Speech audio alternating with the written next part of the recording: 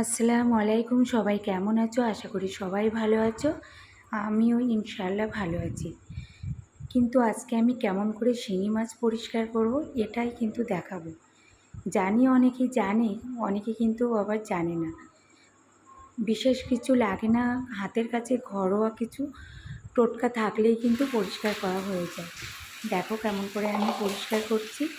খুব সহজে কিন্তু শিঙি মাছের উপরে ওই কালো চিটচিটে দাগগুলো কিন্তু সহজে কিন্তু তুলে ফেলা যায়। দেখো কেমন করে আমি পরিষ্কার করছি। কিছু পেঁপের খোসা, একটু লেবুর রস আর একটু লবণ দিয়ে কিন্তু আমি মাছটা ভালো করে মাখাতে মাখাতে কিন্তু উপরে কালো দাগগুলো কিন্তু সহজে কিন্তু উঠে যাচ্ছে। আর কালো দাগটা থাকলে কেমন বিশ্রী লাগে, আর যদি এইভাবে পরিষ্কার করা হয় খেতেও কিন্তু মন চায়, আর কিন্তু দেখতেও অনেক সুন্দর লাগে।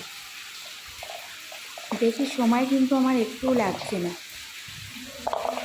5 থেকে 7 মিনিট মতো এইভাবে হাতে চটকিয়ে চটকিয়ে মাছগুলো মাখতে থাকলে না উপরে কালো দাগগুলো সহজে পরিষ্কার করা হয়ে যাবে।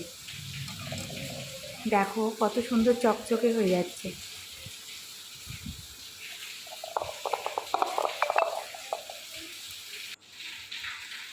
ওই চাচিমা বলছি এত সুন্দর করে শিঙি মাছ পরিষ্কার করা যায়, আগে জানতাম না তো। এইদিকে বৃষ্টি চলে এসছে। চলো আমি শিঙি মাছগুলো ধুয়ে দেখিয়ে দিচ্ছি। এইভাবে যদি যারা না পারো বা না জানো এইভাবে পরিষ্কার করবে, দেখবে অনেক সহজে মাছ পরিষ্কার করা হয়ে যাবে। এই ধরনের যে মাছগুলো আছে, কই মাছটা, এইগুলো জ্যান্ত মাছ এই সহজে পরিষ্কার করা হয়ে যায়।